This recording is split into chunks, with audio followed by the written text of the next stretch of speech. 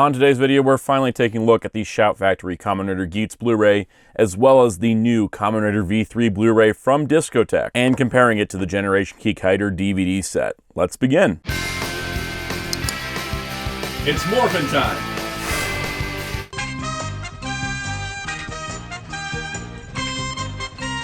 Hello, this is Soundout here, and welcome to a Kamen Rider Blu-ray update. As after 8 months, I finally picked up the Kamen Rider Geats Blu-ray set, and we have the brand new release of Kamen Rider V3. So we're going to be going over both releases. We're going to start with Geats, then go into V3, and we will compare V3 to the prior DVD set version. So if you enjoy these types of videos, please hit the like button, please hit the subscribe notification bell if you haven't already, and leave any questions and concerns in the comments down below when you finish the video. But let's begin, because this is a very interesting case where we have different companies releasing Kamen Rider, and in this case, two different styles of releases presented in front of us. Let's begin with Kamen Rider Geats. So here we have Kamen Rider Geats. This series is a fairly recent Kamen Rider. The current show is Gav, the previous show is Gotchard, and the previous show to that is Geats.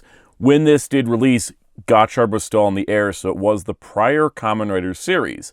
This also came out in March of 2024, less than 3 months after the final Japanese Blu-ray release. So we got this insanely quick. Like, this came out faster than Kamen Rider 01 had done. And so because of this, there's some issues with the set due to, I think, the speed. And we will talk about it as we get through it.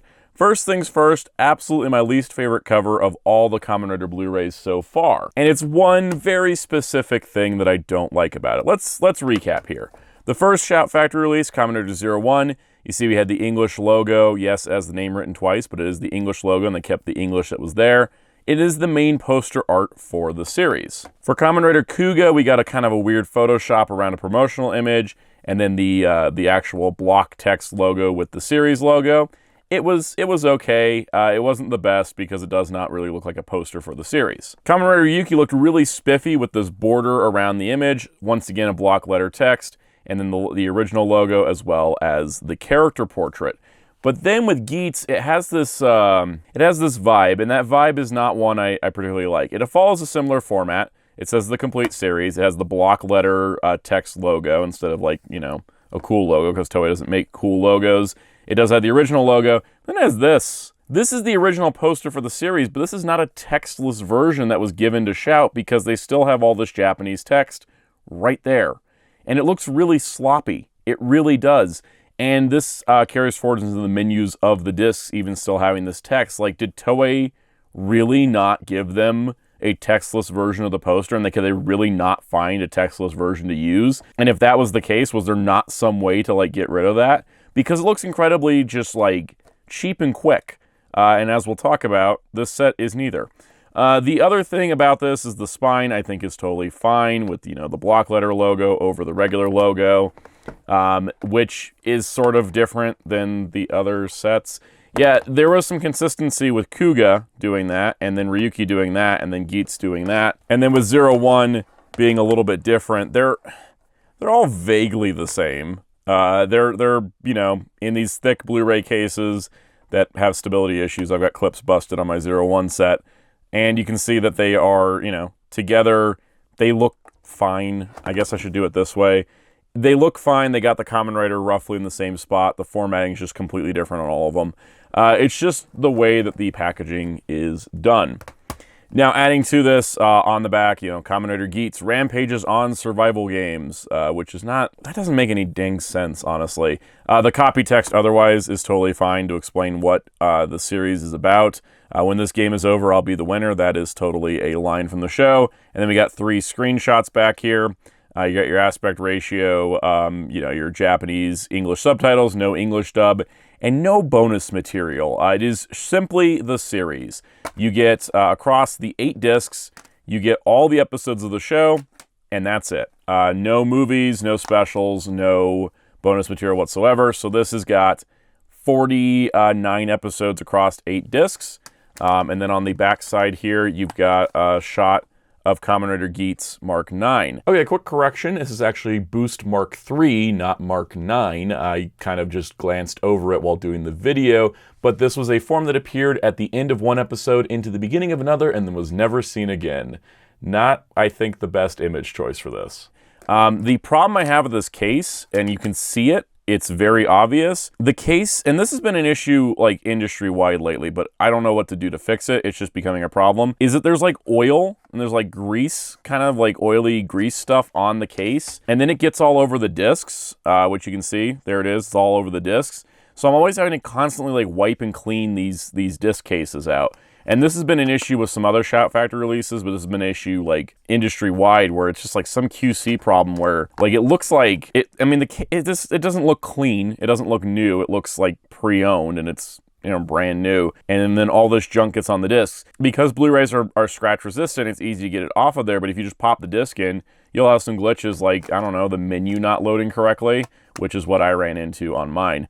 Also, disappointingly, all 8 discs are the same art, and the art is just the same image of Kamen Rider Geats Mark 9, which is a bummer, I say, only because Mark 9 debuts at the top of disc 7, because it is the final form. Same with the interior art. Toei and their lack of art assets for these things is ridiculous.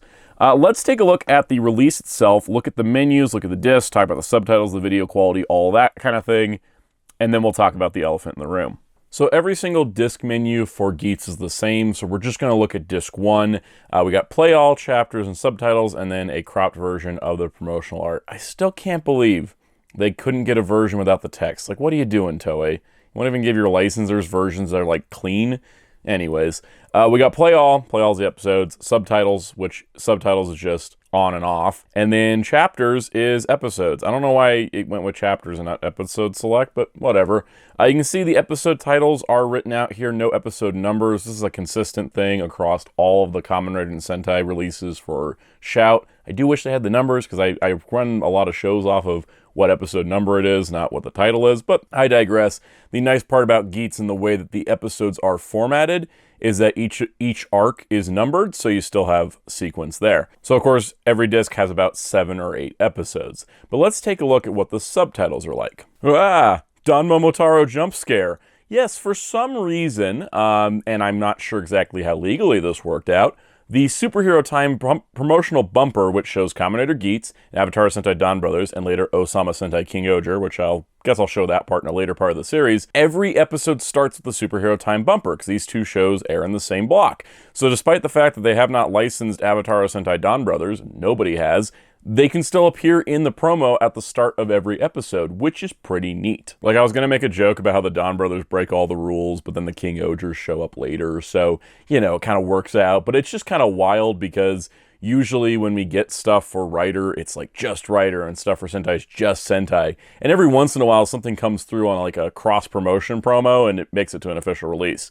Now, I will say, it might be a little obnoxious seeing this before every single episode, but I'm also not going to complain because it's cool it's even on here. And as you can see, on disc 5, you do get the King Oger Superhero Time bumper. Though it doesn't play in front of every episode in the second half, it does play on a few of them, but it's just wild to see. For those that want to know the intrinsic video stuff, yes, these are the broadcast masters similar to Kamen Rider 01. However, the encoding seems a little sharper than 01. I know Shout had to do a ton of work on 01. But with Geats here, it does have like the on-screen text or like don't sit too close to the TV, and the sponsor card stuff.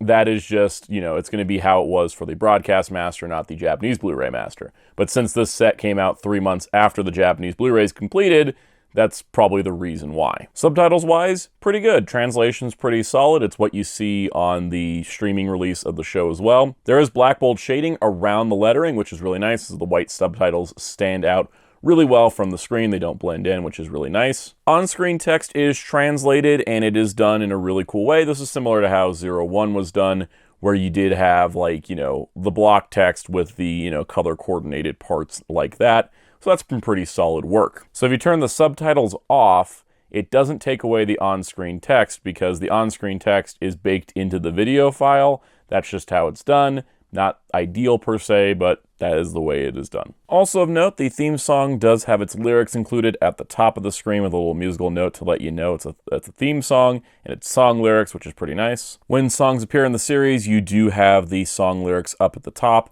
as well, which is pretty nice. But when someone is speaking, the song lyrics are gone. It has one layer of subtitles, basically, so if there's dialogue, there's not song lyrics. Not a super huge deal, just something I've noticed. Okay, so I want to point something out, and it's not necessarily this disc's issue, but in the player I'm using it in, which is a bit of an older Blu-ray player, I'm having issues getting the menu to work. Like, I'll push the menu button, and it'll pop up, but then, like, I can't actually go down past a certain point. Like, I'm clearly pushing the button, and it's just not going. And I just changed the batteries in this remote.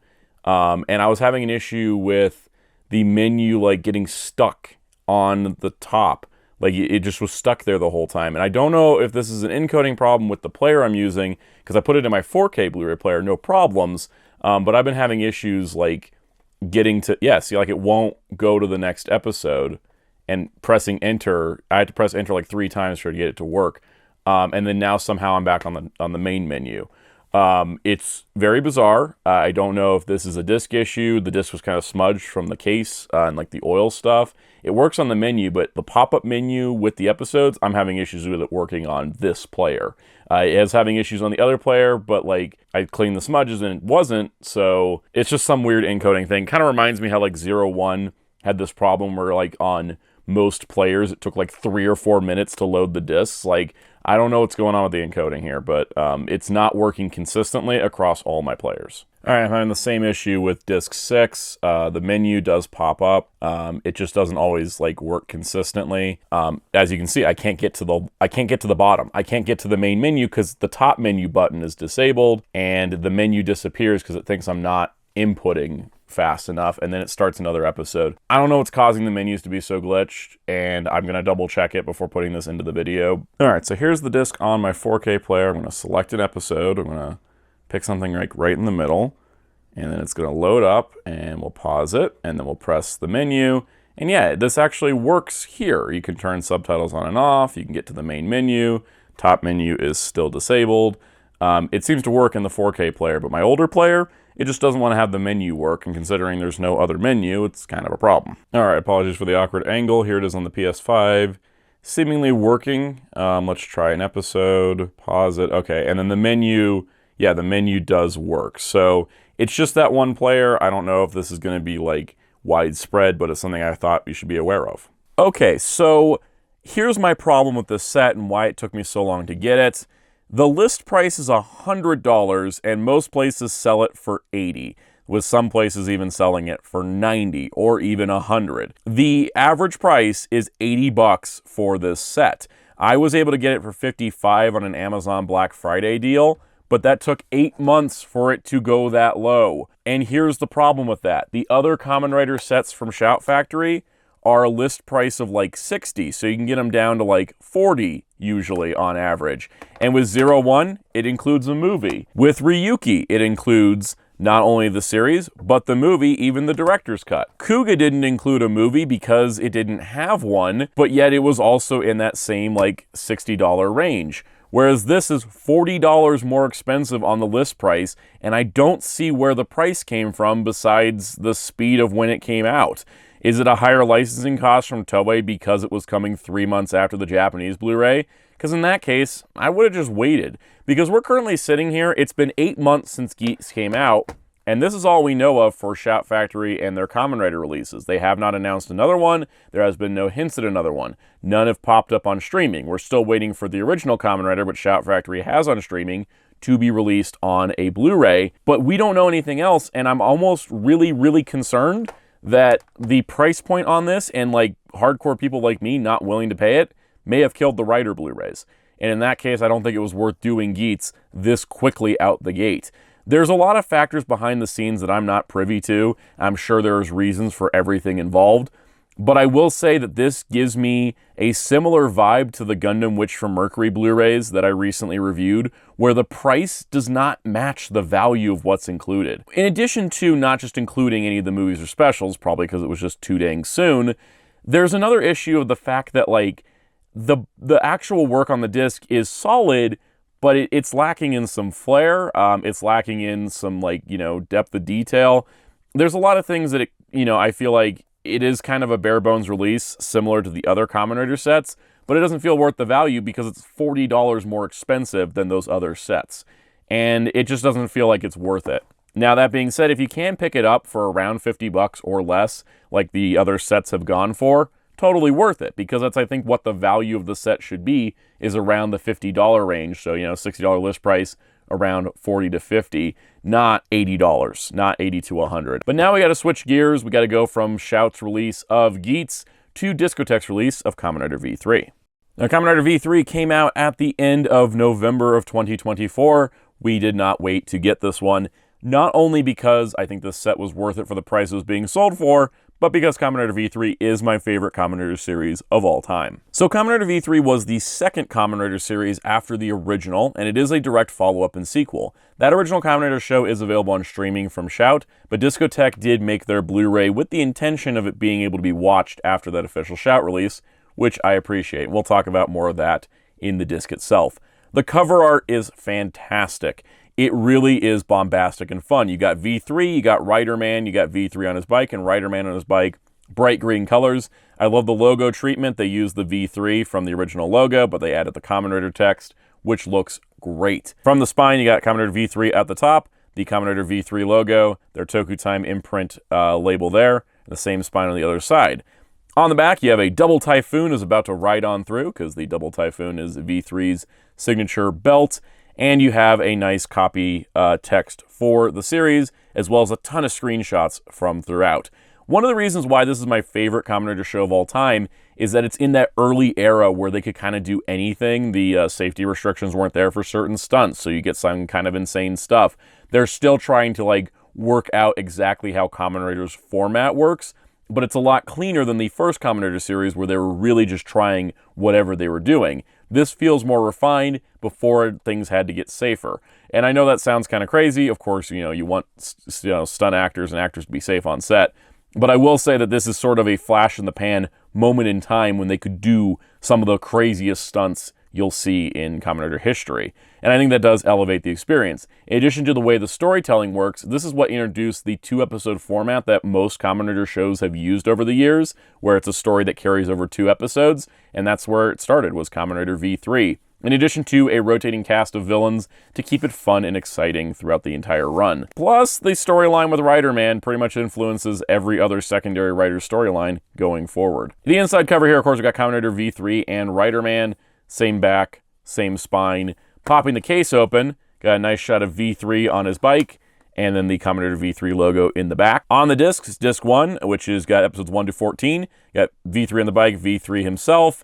Disc 2 has Rider Man on his bike, and Rider Man is kind of a splitting of what's on the slipcover, which I think is cool. That being said, Rider Man does not appear till late in the series, so I just wanted to preface that.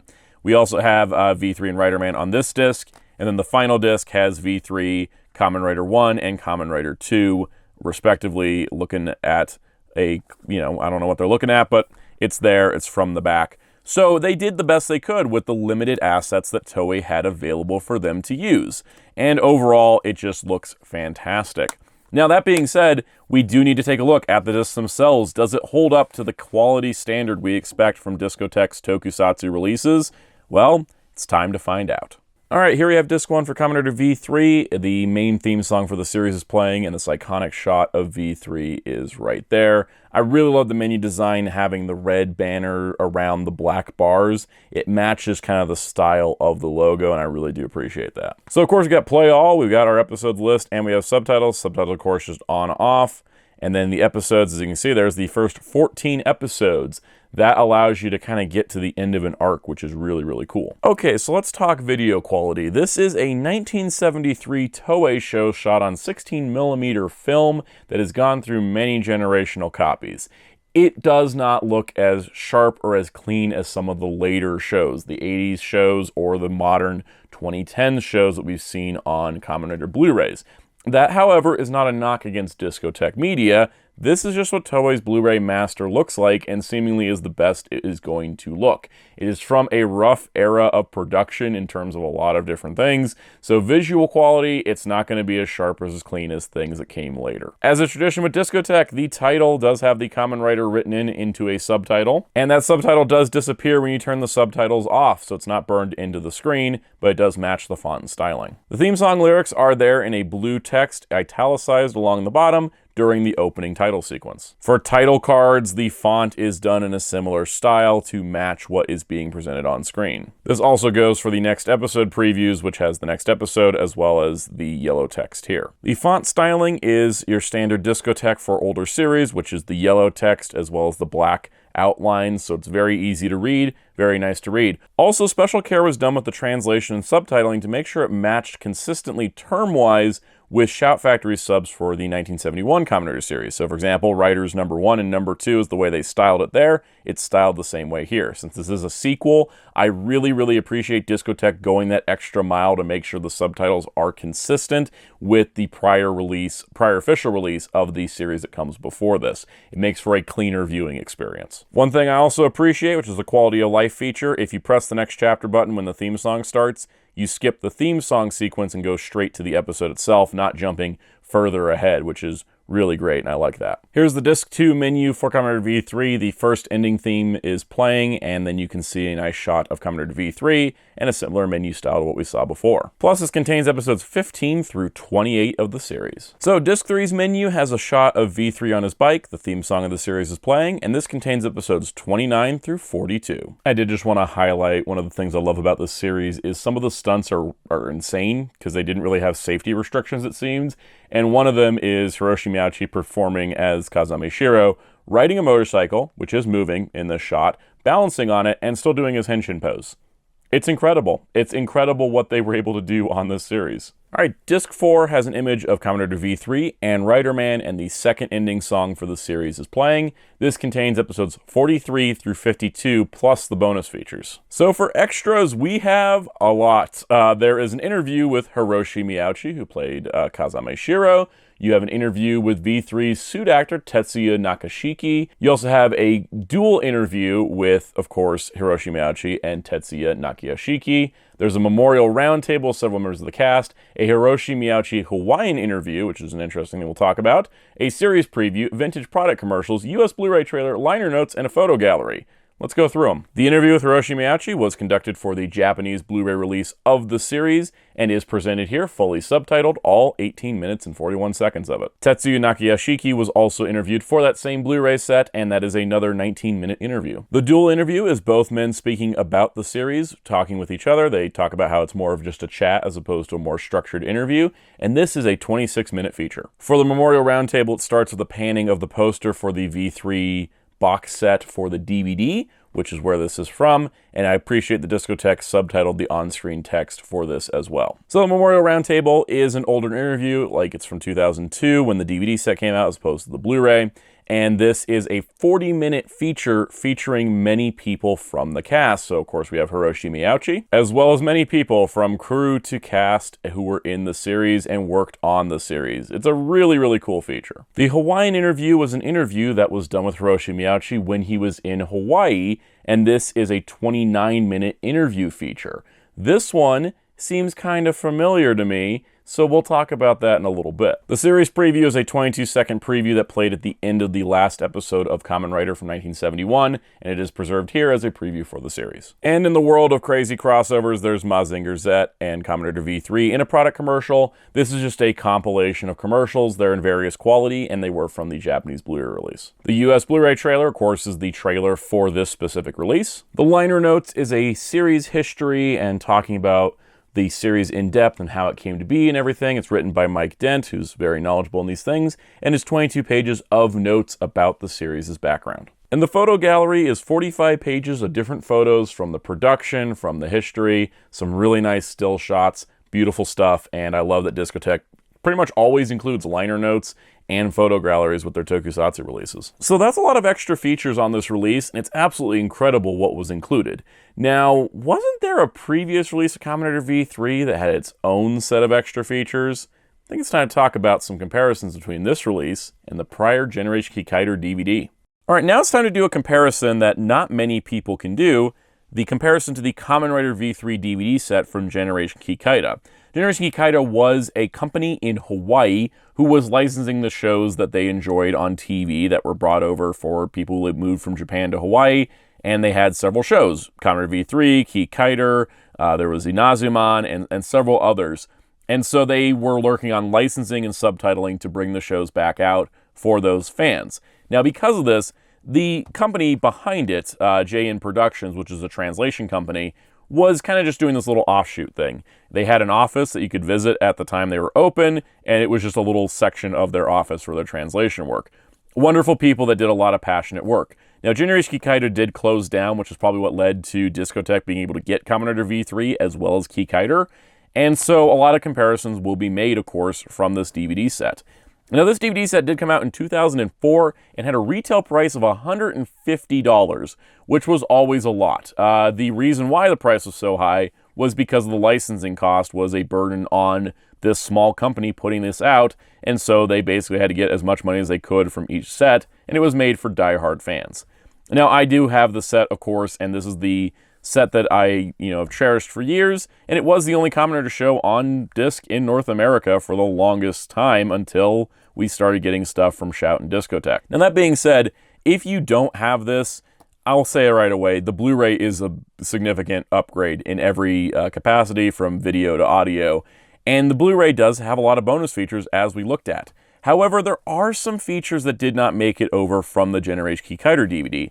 Discotek apparently did try to get these features, but ran into some snags.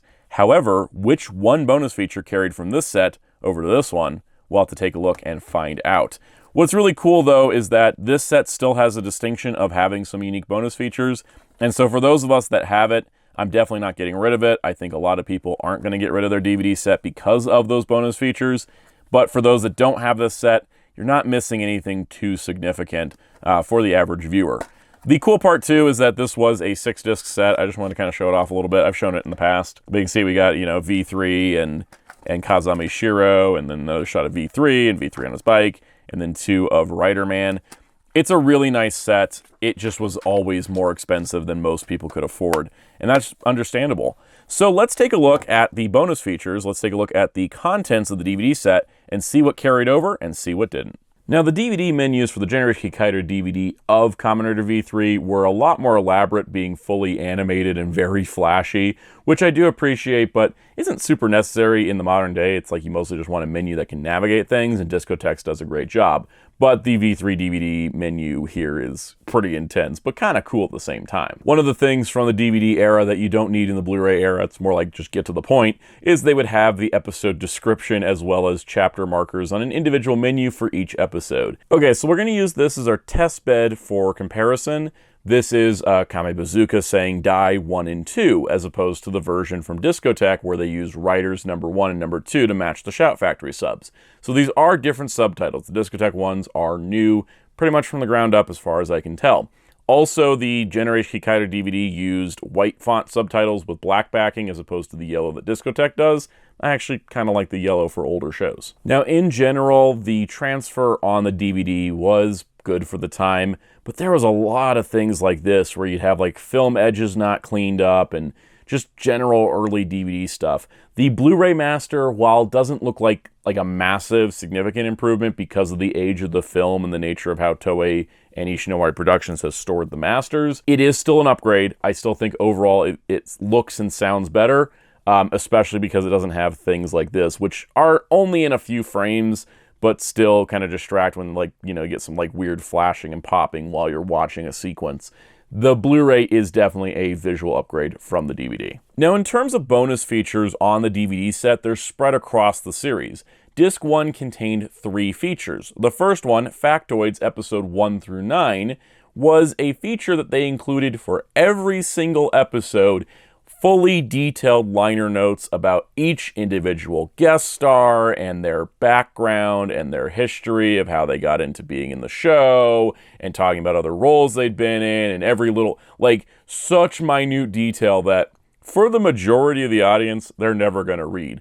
I think that Mike Dent's summary of the history of V3 on the Blu-ray is a lot more straightforward, whereas here we have 76 pages of liner notes just for the first 9 episodes. There also is a essay by Auguste Ragone, which was called Who Was That Masked Bugman? Just kind of a background on Kamen Rider in general. And another one by Auguste Ragone and Paul Sullivan, also known as Ega Devil, on Destron, the Army with Roots in Hell, talking about Destron, which is Kamen Rider V3's main villain group. And on the final disc is where the majority of the bonus features exist. So first of all, we have A Miyauchi Hiroshi interview that lasts 29 minutes and 30 seconds. Is this the same one that made it to the Discotek Blu-ray? Let's find out. Hey, look at that. It is the same one, which is great to see that this is what I thought was one of the best bonus features from the Generation Kaider DVD. It made it to the Discotek Blu-ray, and I'm happy to report that.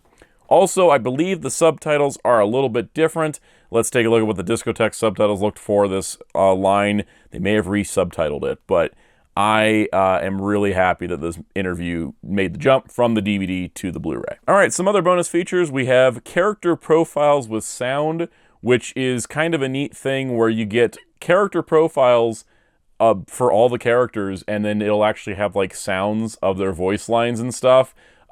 There's 99 pages of these.